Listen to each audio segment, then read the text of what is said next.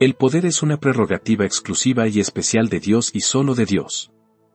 2 veces he oído esto, que de Dios es el poder. Dios es Dios, y el poder le pertenece. Aunque delegue una porción de él a sus criaturas, sigue siendo su poder. Y cuando pensamos en el hombre, y evaluamos si tiene fuerza o poder, todo lo que posee resulta ser tan poco e insignificante que apenas sí podemos llamarlo poder. Sí, cuando está en la cumbre, cuando empuña su cetro, cuando está al mando de sus ejércitos, cuando gobierna naciones, el poder que tiene todavía le pertenece a Dios. Y esto es verdad, 2 veces he oído esto, que de Dios es el poder. Esta prerrogativa exclusiva de Dios se encuentra en cada una de las 3 personas de la gloriosa Trinidad. El Padre tiene poder, pues por su palabra fueron hechos los cielos y todo lo que contienen. Por su fuerza todas las cosas se mantienen y por él cumplen con su destino. El Hijo tiene poder pues, como su Padre, Él es el creador de todas las cosas, y sin Él no fue hecho nada de lo que ha sido hecho. Y en Él todas las cosas subsisten. Y el Espíritu Santo tiene poder. Hoy voy a hablar acerca del poder del Espíritu Santo. Espero que puedan experimentar en sus propios corazones una ejemplificación práctica de ese atributo, cuando sientan que la influencia del Espíritu Santo está siendo derramada en mí para comunicar a sus almas las palabras del Dios viviente. Y espero que esa influencia les sea otorgada también a ustedes y que sientan sus efectos en sus propios espíritus. Consideraremos el poder del Espíritu Santo de 3 maneras en este día. Primero, las manifestaciones externas y visibles de ese poder. Segundo, sus manifestaciones internas y espirituales. Y tercero, las obras futuras y esperadas, derivadas de ese poder. Confío que de esta manera el poder del Espíritu se hará presente claramente en sus almas. Y, primero, entonces, debemos ver el poder del Espíritu en sus manifestaciones externas y visibles. El poder del Espíritu no ha estado inactivo, ha estado trabajando. Mucho ha sido hecho ya por el Espíritu de Dios, más de lo que pudiera haber sido logrado por ningún ser excepto el infinito, eterno, todopoderoso Jehová, de quien el Espíritu Santo es una persona. Hay 4 clases de obras que son los signos externos y manifiestos del poder del Espíritu: las obras de creación, las obras de resurrección, las obras de testimonio y las obras de gracia. De cada una de estas obras hablaré brevemente. 1. Primero, el Espíritu ha manifestado la omnipotencia de su poder en las obras de creación. Aunque no se menciona frecuentemente en la Escritura, la creación es atribuida algunas veces al Espíritu Santo, así como también al Padre y al Hijo. Se nos dice que la creación de los cielos es la obra del Espíritu de Dios. Esto lo verán de inmediato en las Sagradas Escrituras, en Job 26 horas y 13 minutos, su Espíritu adornó los cielos, su mano creó la serpiente tortuosa. Se dice que todas las estrellas del cielo fueron colocadas en lo alto por el Espíritu y una constelación particular llamada la serpiente tortuosa es señalada especialmente como el trabajo de sus manos.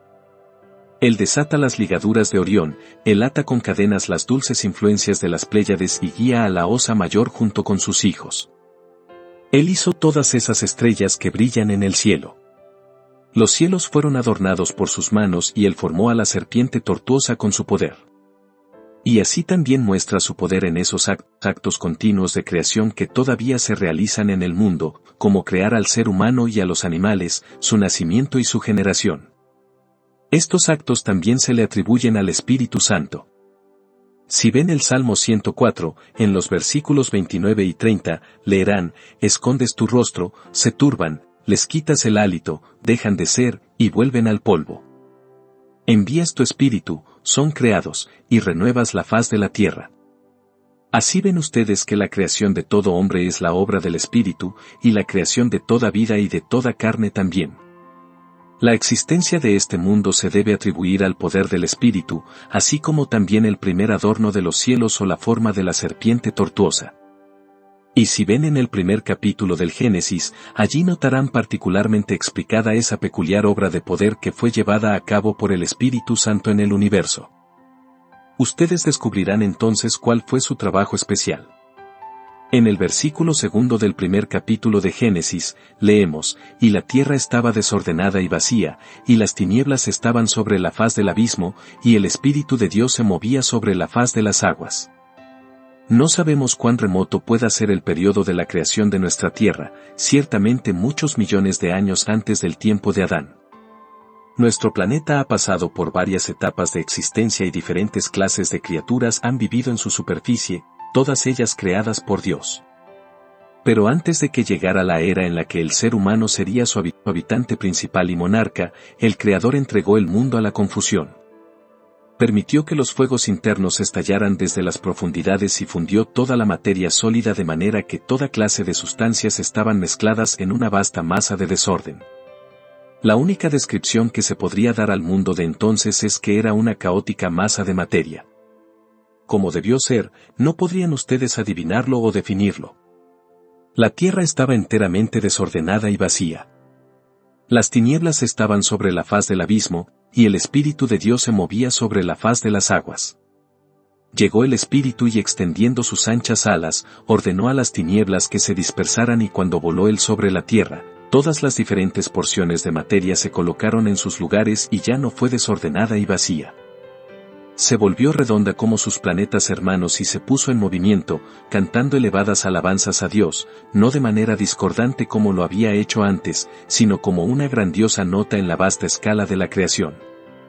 Milton describe muy bellamente este trabajo del Espíritu que establece el orden donde hay confusión, cuando el Rey de la Gloria, en su poderosa palabra y Espíritu, vino para crear nuevos mundos. Sobre el piso celestial se detuvieron, y desde la orilla contemplaron el vasto inmensurable abismo. Tempestuoso como un mar, sombrío, desolado, salvaje. Conmocionado hasta el fondo por vientos furiosos. Y por olas hinchadas como montañas, al asalto de las alturas del cielo para mezclar el polo con lo profundo. Profundo. Silencio, ustedes, olas perturbadas, y tú, abismo, paz. Dijo la palabra que todo crea. Pongan fin a sus discordias. Entonces sobre las aguas calmadas, el Espíritu de Dios extendió sus alas creadoras e infundió virtud vital y calor vital a través de toda la masa fluida. Esto, vean ustedes, es el poder del Espíritu. Si hubiéramos visto esa tierra en toda su confusión, habríamos dicho, ¿quién puede hacer un mundo de todo esto? La respuesta habría sido, el poder del Espíritu lo puede hacer. Con solo extender sus alas como de paloma, Él puede hacer que todas las cosas se junten. Por ello habrá orden en donde no había nada sino confusión. Y este no es todo el poder del Espíritu. Hemos visto algunas de sus obras en la creación. Pero hubo una instancia de creación en particular en la que el Espíritu Santo estuvo más especialmente ocupado, a saber, la formación del cuerpo de nuestro Señor Jesucristo. Aunque nuestro Señor Jesucristo nació de una mujer y fue hecho a semejanza de la carne pecadora, el poder que lo engendró estuvo enteramente en Dios el Espíritu Santo, como lo expresan las Escrituras. El poder del Altísimo te cubrirá con su sombra. Él fue concebido por el Espíritu Santo, como dice el credo de los apóstoles. Por lo cual también el santo ser que nacerá será llamado Hijo de Dios. La estructura corporal del Señor Jesucristo fue una obra maestra realizada por el Espíritu Santo. Supongo que su cuerpo debe haber sobrepasado a todos los demás en belleza. Que debe haber sido como el del primer hombre, justo el modelo de lo que será el cuerpo en el cielo, en donde resplandecerá en toda su gloria. Esa estructura, en toda su belleza y perfección, fue modelada por el Espíritu. En su libro estaban diseñados todos sus miembros cuando todavía no habían sido creados. Él lo modeló y lo formó. Aquí pues, tenemos otro ejemplo de la energía creativa del Espíritu. 2. Una segunda manifestación del poder del Espíritu Santo se encuentra en la resurrección del Señor Jesucristo. Si alguna vez han estudiado este tema, pueden haberse sentido desconcertados al descubrir que, algunas veces, la resurrección de Cristo es atribuida a Él mismo. Por su propio poder y divinidad resucitó. Él no podía haber sido detenido por los lazos de la muerte, sino que como entregó voluntariamente su vida, tenía el poder de retomarla. En otra parte de la Escritura encontramos que la resurrección es atribuida a Dios el Padre, le levantó de los muertos. Exaltado por la diestra de Dios. Y así otros muchos pasajes similares. Pero, también se dice en la Escritura que Jesucristo fue levantado de entre los muertos por el Espíritu Santo. Ahora bien, todas esas cosas son ciertas.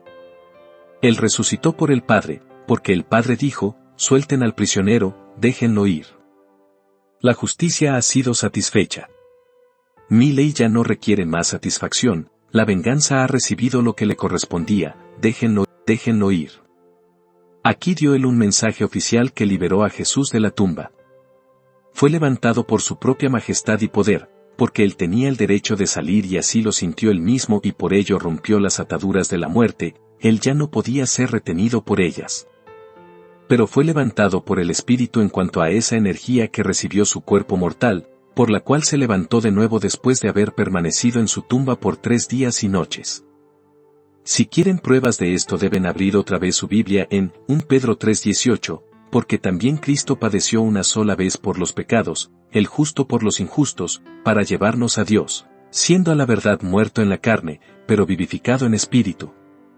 Y se puede encontrar otra prueba en Romanos 8:11, me gusta citar los textos porque creo que es una gran falla de los cristianos no escudriñar las Escrituras lo suficiente, y yo haré que lo hagan cuando estén aquí, si es que no lo hacen en otros lugares, y si el Espíritu de aquel que levantó de los muertos a Jesús mora en vosotros, el que levantó de los muertos a Cristo Jesús vivificará también vuestros cuerpos mortales por su Espíritu que mora en vosotros.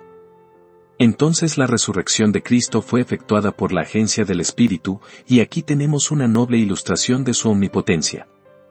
Si hubieran podido entrar, como lo hicieron los ángeles, en la tumba de Jesús y ver su cuerpo durmiente, lo habrían encontrado frío como cualquier otro cadáver. Si hubieran levantado su mano, se habría desplomado a un lado. Si hubieran podido mirar sus ojos, los habrían visto vidriosos. Y allí se ve la lanzada mortal que debió acabar con su vida. Vean sus manos, no fluye la sangre, están frías e inmóviles. ¿Puede vivir ese cuerpo? ¿Puede levantarse? Sí. Y puede ser un ejemplo del poder del Espíritu.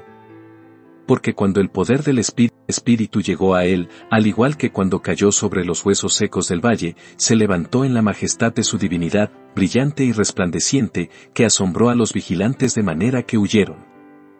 Sí, se levantó para no morir más, sino para vivir para siempre, Rey de reyes y Príncipe de los reyes de la tierra. 3. La tercera de las obras del Espíritu Santo que han demostrado su poder de manera maravillosa, son las obras de testimonio. Con ello quiero decir las obras que atestiguan. Cuando Jesucristo fue bautizado en el río Jordán, el Espíritu Santo descendió sobre él en forma de paloma y lo proclamó el Hijo amado de Dios. Eso es lo que yo llamo una obra de testimonio.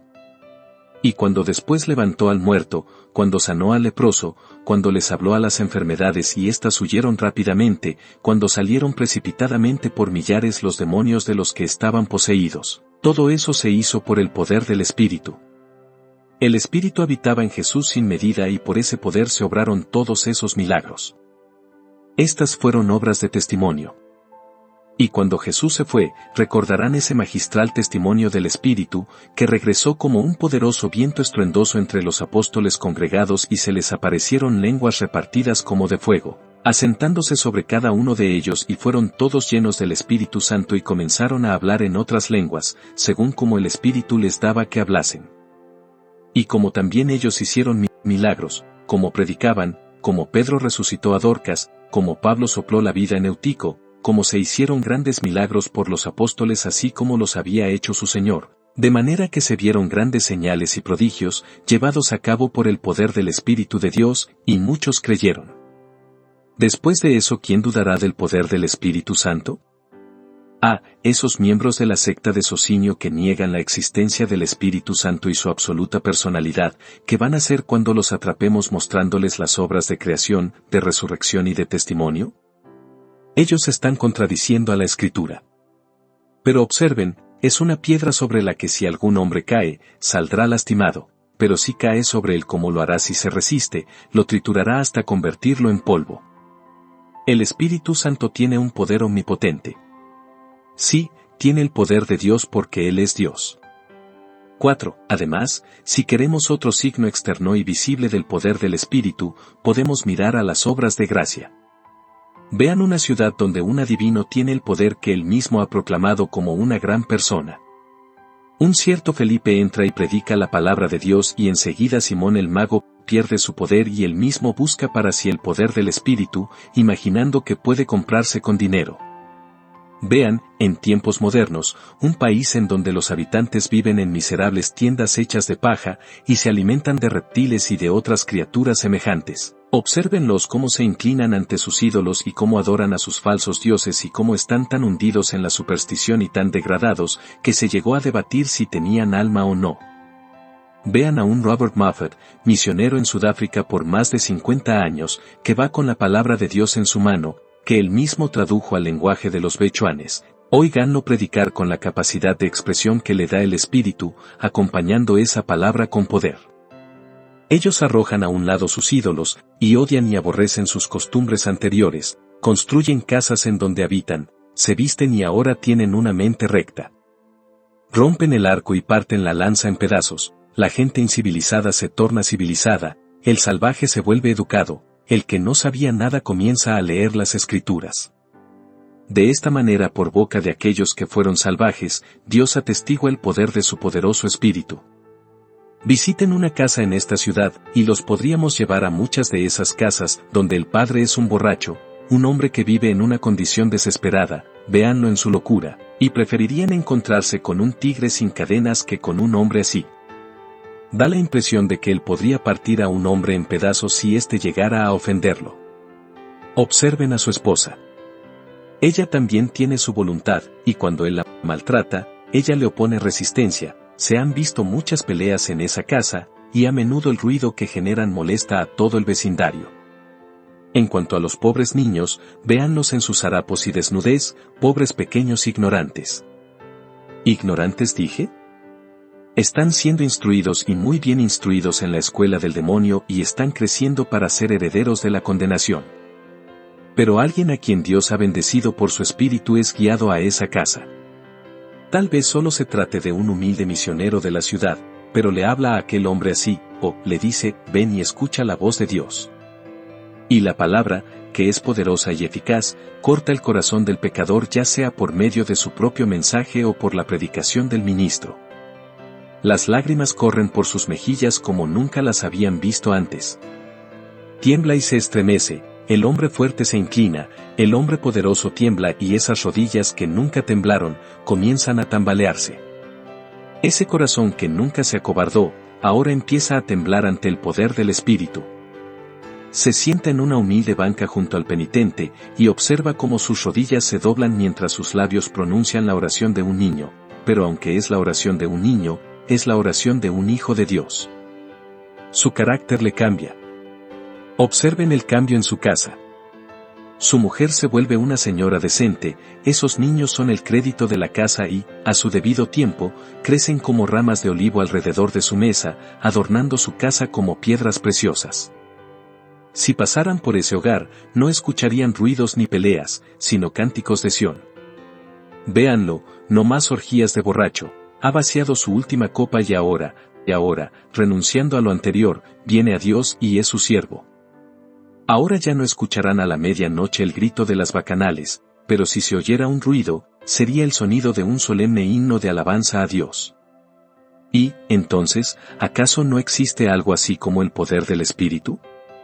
Sí. Y estos seres deben haberlo experimentado y visto. Conozco un pueblo que solía ser el más profano de Inglaterra, un pueblo inundado de borrachos y de libertinos de la peor clase, donde era casi imposible que un viajero honesto se detuviera en una posada sin ser molestado por las blasfemias, un lugar notorio por sus incendiarios y por sus ladrones. Un hombre, el jefe de todos, escuchó la voz de Dios. El corazón de ese hombre fue quebrantado. Todos sus pandilleros vinieron también para escuchar la predicación del Evangelio, y se sentaron y parecían reverenciar al predicador como si fuera un dios y no un hombre. Estos hombres fueron cambiados y reformados, y todo aquel que conoce ese lugar afirma que un cambio así no hubiera podido ocurrir nunca, sino solo mediante el poder del Espíritu Santo. Dejen que se predique el Evangelio y que sea derramado el Espíritu y verán que tiene un poder tal como para cambiar la conciencia, para mejorar la conducta, para levantar al degradado, para castigar y reprimir la maldad de la raza, y ustedes deben gloriarse en eso. Digo, nada hay como el poder del Espíritu. Tan solo déjenlo entrar y seguramente todo puede lograrse. 2. Ahora, el segundo punto, el poder interior y espiritual del Espíritu Santo. Lo que ya he mencionado, puede ser visto. De lo que estoy a punto de hablar debe ser sentido y ningún hombre entenderá verdaderamente lo que digo a menos que lo sienta. Lo visible, aún el infiel debe confesarlo, lo visible, el más grande blasfemo no puede negarlo, habla la verdad. Pero de este poder interior alguien se reirá con entusiasmo y otro dirá que no es sino la invención de nuestras fantasías febriles. Sin embargo, tenemos una palabra de testimonio más segura que todo lo que ellos puedan decir. Tenemos un testigo en nuestro interior. Sabemos que es la verdad y no tenemos miedo de hablar del poder interno espiritual del Espíritu Santo. Observemos 2 o 3 cosas en las que el poder interior y espiritual del Espíritu Santo se puede ver muy grandemente y alabarlo. 1. Primero, el Espíritu Santo tiene poder sobre los corazones de los hombres. Ahora bien, los corazones de los hombres son difíciles de impresionar. Si quieres interesarlos en cualquier objeto mundano, lo puedes lograr. Una palabra engañosa puede ganar el corazón de un hombre, un poco de oro puede ganar el corazón de un hombre, un poco de fama y un poco del clamor del aplauso pueden ganar el corazón de un hombre. Pero no hay ningún ministro que respire que pueda ganar el corazón de un hombre por sí mismo. Puede ganar sus oídos y hacer que lo escuchen, puede ganar sus ojos y hacer que se fijen en él, puede ganar la atención, pero el corazón es muy resbaloso. Sí, el corazón es un pez que no se deja atrapar por los pescadores del Evangelio. Pueden algunas veces sacarlo casi fuera del agua pero, viscoso como una anguila, se resbala entre sus dedos, y, después de todo, no lo capturan. Muchos hombres se han imaginado que han capturado el corazón, pero luego se han desengañado. Se necesita de un hábil cazador para atrapar al ciervo en las montañas. Es demasiado rápido para que el pie humano pueda acercársele. Solo el Espíritu tiene el poder sobre el corazón del hombre. ¿Alguna vez han probado ustedes su poder en algún corazón? Si alguien pensara que un ministro puede convertir el alma, me gustaría que lo intentara. Déjenlo que vaya y sea un maestro de la escuela dominical. Dará su clase, tendrá los mejores libros que puedan obtenerse, tendrá las mejores reglas, instalará sus murallas alrededor de su Sebastopol espiritual. Tomará al mejor muchacho de su clase y mucho me equivoco si ese muchacho no estuviere cansado en una semana. Déjenlo que pase 4 o 5 domingos intentándolo, pero luego dirá este muchacho es incorregible. Déjenlo intentar con otro. Y tendrá que intentar con otro y otro y otro, antes de que pueda ser capaz de convertir a uno. Pronto se dará cuenta que, no con ejército, ni con fuerza, sino con mi espíritu, ha dicho Jehová de los ejércitos. ¿Puede convertir un ministro? ¿Puede tocar el corazón? David dijo, se engrosó el corazón de ellos como sebo. Sí, eso es completamente cierto y no podemos atravesar tanta grasa. Nuestra espada no puede llegar al corazón porque está recubierto de tal cantidad de grasa que es más duro que una rueda de molino. Más de una buena espada vieja de Jerusalén ha perdido su filo contra un corazón duro. Una pieza del verdadero acero que Dios ha puesto en las manos de sus siervos ha perdido su filo al ser apuntada contra el corazón de un pecador. Nosotros no podemos llegar al alma, pero el Espíritu Santo sí puede. Mi amado metió su mano por la ventanilla, y mi corazón se conmovió dentro de mí. Él puede dar un sentido del perdón comprado con la sangre que puede disolver a un corazón de piedra. Él puede hablar con esa voz que despierta a los muertos. ¿Y qué ordena levantarse al pecador? ¿Y qué hace que la conciencia culpable tema? La muerte que nunca muere. Él puede hacer que se oigan los truenos del Sinaí, sí, y Él puede hacer que los dulces susurros del Calvario entren en el alma. Él tiene poder sobre el corazón del hombre. Y la prueba gloriosa de la omnipotencia del Espíritu es que Él tiene dominio sobre el corazón. 2. Pero hay una cosa más terca que el corazón, es la voluntad. Mi señor obstinado, como Bunyan llama a la voluntad en su libro La Guerra Santa, es un individuo que no puede ser fácilmente doblegado. La voluntad, especialmente en algunos hombres, es una facultad muy terca, y en cuanto a todos los hombres, si la voluntad es movida a oponerse, no hay nada que se pueda hacer con ellos. Alguien cree en el libre albedrío, muchos sueñan con el libre albedrío. El libre albedrío. ¿Dónde se podrá encontrar? Una vez hubo libre albedrío en el paraíso, y un terrible caos fue generado allí por el libre albedrío, porque echó a perder todo el paraíso y arrojó a Adán fuera del huerto. Una vez hubo libre albedrío en el cielo, pero arrojó fuera al glorioso arcángel, y una tercera parte de las estrellas del cielo cayó en el abismo. Yo no quiero tener nada que ver con el libre albedrío, pero trataré de ver si tengo libre albedrío dentro de mí. Y encuentro que lo tengo. Verdadero libre albedrío para el mal, pero muy pobre albedrío para lo que es bueno. Suficiente libre albedrío cuando peco, pero cuando quiero hacer el bien, el mal está presente en mí y como hacer lo que quisiera, no lo puedo descubrir. Sin embargo, algunos presumen de libre albedrío. Me pregunto si aquellos que creen en él tienen algún poder mayor sobre las voluntades de las personas del que yo tengo.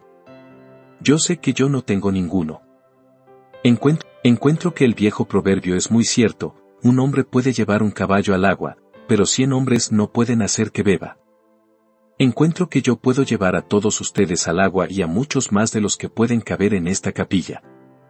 Pero yo no los puedo hacer beber y no creo que ni 100 ministros puedan hacerlos beber a ustedes. He leído a Rowland Hill, Whitefield y a otros muchos, para ver qué hicieron ellos. Pero no puedo descubrir un plan para cambiar las voluntades de ustedes. No puedo persuadirlos. Y ustedes no cederán de ninguna manera. No creo que ningún hombre tenga poder sobre la voluntad de su compañero, pero el Espíritu de Dios sí lo tiene. Los haré dispuestos en el día de mi poder. Hace que el pecador que no tiene voluntad quiera de tal manera, que vaya impetuosamente tras el Evangelio. El que era obstinado, ahora se apresura hacia la cruz. El que se reía de Jesús, ahora se aferra a su misericordia. Y el que no quería creer ahora es llevado a creer por el Espíritu Santo, no solo con gusto, sino ansiosamente. Es feliz, está contento de hacerlo, se regocija con el sonido del nombre de Jesús y se deleita en correr por el camino de los mandamientos de Dios. El Espíritu Santo tiene poder sobre la voluntad. 3. Sin embargo, creo que hay algo que es peor que la voluntad. Podrán imaginar a qué me refiero. La voluntad es algo más difícil de doblegar que el corazón. Pero hay una cosa que sobrepasa a la voluntad en su maldad y es la imaginación. Espero que mi voluntad esté dirigida por la gracia divina. Pero me temo que en ocasiones mi imaginación no lo está. Aquellos que tienen mucha imaginación saben cuán difícil es de controlar. No la pueden refrenar.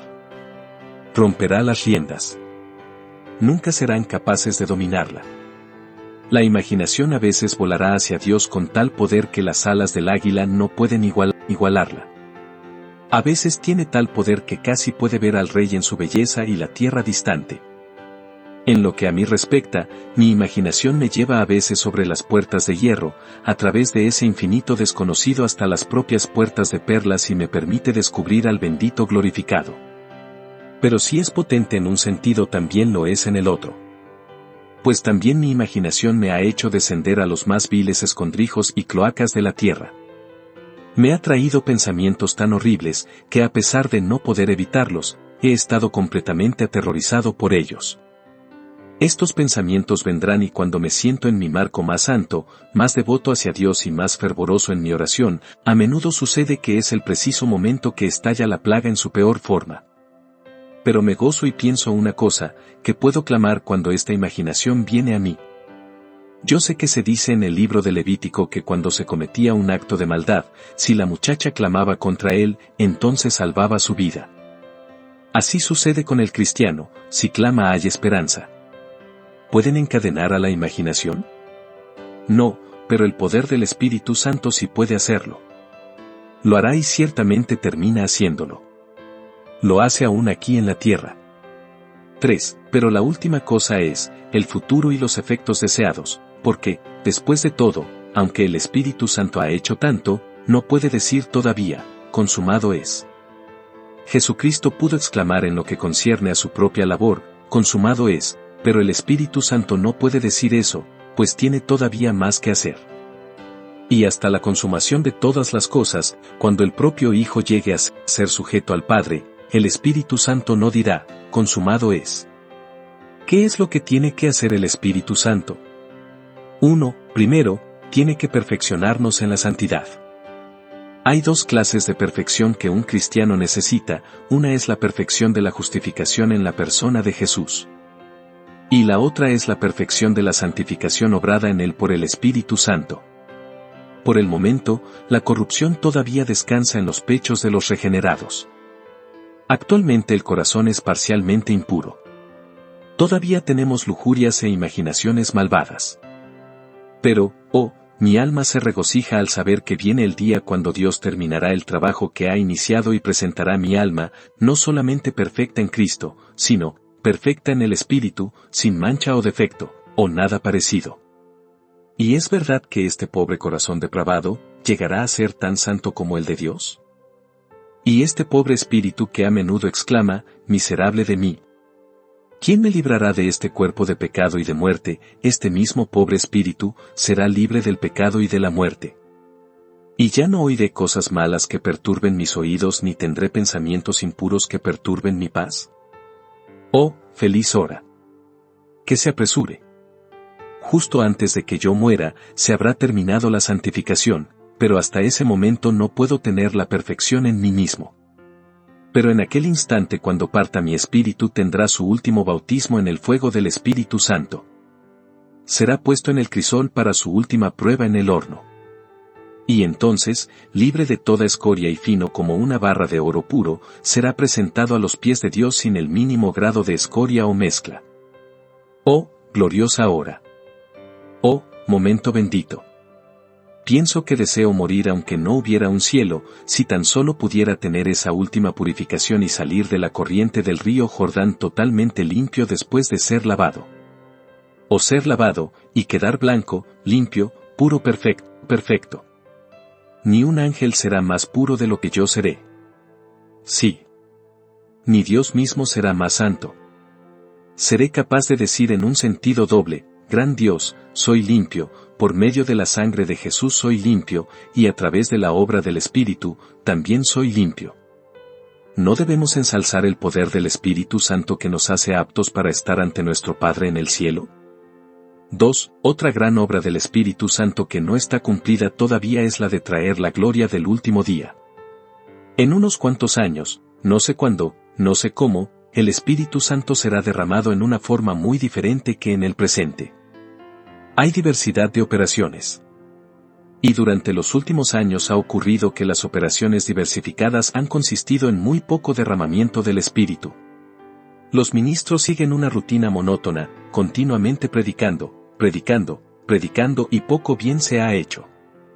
Tengo la esperanza de que tal vez una nueva era haya amanecido sobre nosotros y que habrá un mayor derramamiento del Espíritu Santo ahora.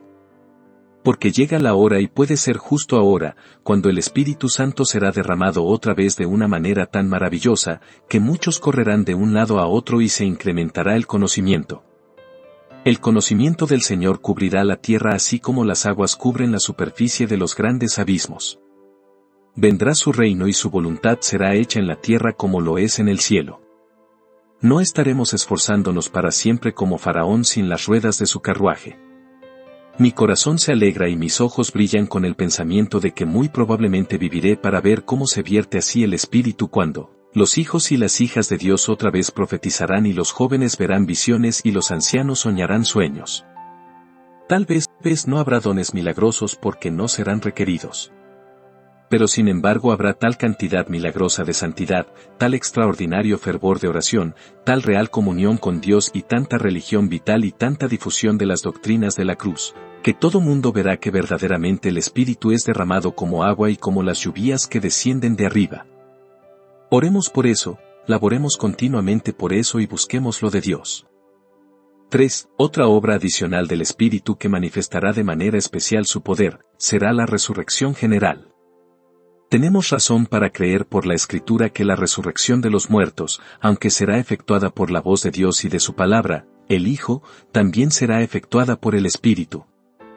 Ese mismo poder que levantó a Jesucristo de entre los muertos, también vivificará los cuerpos mortales. El poder de la resurrección es tal vez una de las mejores pruebas de las obras del Espíritu. Mis amigos, si pudiéramos desprender el manto de esta tierra por un momento, si el verde césped pudiera cortarse y pudiéramos ver 2 metros abajo en sus profundidades, ¿qué mundo se revelaría? ¿Qué veríamos? Huesos, esqueletos, podredumbre, gusanos, corrupción, y ustedes dirían, ¿vivirán estos huesos secos? ¿Se pueden levantar? Sí, en un momento. En un abrir y cerrar de ojos, a la final trompeta, los muertos serán resucitados. Él habla, están vivos. Vean los dispersos, pero el hueso se junta con su hueso. Vean los desnudos, pero la carne los recubre nuevamente. Véanlos aún sin vida. Ven de los 4 vientos, aliento, y sopla sobre estos muertos. Cuando el viento del Espíritu Santo viene, ellos vivirán y estarán de pie como un gran ejército. De esta forma he intentado hablarles del poder del Espíritu y confío que se los he podido mostrar. Ahora debemos dedicar un momento o dos para una conclusión práctica. Cristiano, el Espíritu es muy poderoso. ¿Qué concluyes de ese hecho? Pues que tú nunca debes desconfiar del poder de Dios para llevarte al cielo. Qué dulce verso es ese que impresionó mi alma el día de ayer. Su probado brazo todopoderoso está levantado para tu defensa. ¿Dónde está el poder que pueda alcanzarte en tu refugio? ¿O que pueda arrancarte de allí? El poder del Espíritu Santo es tu baluarte y toda su omnipotencia te defiende. ¿Pueden conquistar tus enemigos a la omnipotencia? Entonces pueden conquistarte. ¿Pueden luchar con la deidad y arrojarla al suelo? Entonces ellos pueden conquistarte. Pero eso no sucederá, porque el poder del Espíritu es nuestro poder, el poder del Espíritu es nuestra fortaleza. Y además, cristianos, si este es el poder del Espíritu, ¿por qué habrían de dudar de su poder? Ahí está tu hijo, ahí está tu esposa por la que has suplicado con tanta frecuencia, no dudes del poder del Espíritu. Aunque tardare, espéralo, porque sin duda vendrá, no tardará. Ahí está tu esposo, oh santa mujer, tú has luchado por su alma y aunque es un infeliz tan endurecido y desesperado que te trata mal, hay poder en el Espíritu. O ustedes que han salido de iglesias desoladas, con muy escasas hojas en el árbol, no duden que el poder del Espíritu los levante. Porque será lugar donde descansen asnos monteses y ganados hagan majada. Abierto, pero deshabitado hasta que el Espíritu se derrame desde arriba. Y entonces el suelo árido será convertido en un estanque y la sedienta tierra tendrá fuentes de agua. Entonces en las habitaciones de los dragones, en donde cada uno de ellos yace, habrá pasto con carrizos y juncos. Y ustedes, oh miembros de este templo, que recuerdan lo que Dios ha hecho especialmente para ustedes, no desconfíen nunca del poder del Espíritu. Ustedes han visto el desierto florecer como el Carmelo. Ustedes han visto el desierto florecer como una rosa. Confíen en él para el futuro. Salgan pues y laboren con esta convicción, el poder del Espíritu Santo es capaz de todo. Vayan a su escuela dominical, vayan a distribuir sus folletos, vayan a su empresa misionera, vayan a predicar en sus habitaciones con la convicción de que el poder del Espíritu es nuestra gran ayuda. Y ahora, por último, a ustedes pecadores, ¿qué más tenemos que decirles acerca de este poder del Espíritu? Estoy convencido de que hay esperanza para algunos de ustedes. Yo no puedo salvarlos, yo no puedo conmoverlos, a veces puedo hacer que lloren, pero luego se secan sus ojos y todo termina, pero yo sé que mi Señor sí puede. Ese es mi consuelo. Tú, que eres el primero de los pecadores, hay esperanza para ti, este poder te puede salvar como a cualquiera. Es capaz de romper tu corazón aunque sea de hierro, puede hacer que de tus ojos broten las lágrimas aunque hayan sido como rocas anteriormente. Su poder es capaz hoy, si Él lo quisiera, de cambiar tu corazón, de modificar la corriente de todas tus ideas, de hacerte de inmediato un hijo de Dios, de justificarte en Cristo. Hay poder suficiente en el Espíritu Santo. Él puede traer a los pecadores a Jesús. Él es capaz de hacerte querer en el día de su poder. ¿Quieres esta mañana? ¿Ha ido Él tan lejos como para hacer que desees su nombre, para hacer que desees a Jesús? Entonces, oh pecador, mientras Él te atrae, di, atráeme, soy infeliz sin ti. Síguelo, síguelo y a medida que Él te conduzca, pisa sobre sus huellas y regocíjate de que Él haya iniciado una buena obra en ti, porque hay una evidencia de que Él continuará haciéndolo hasta el final. Y yo, tú que estás abatido, pon tu confianza en el poder del Espíritu, descansa en la sangre de Jesús y tu alma es salva, no solamente ahora, sino a través de toda la eternidad. Que Dios los bendiga a ustedes, amados lectores. Amén.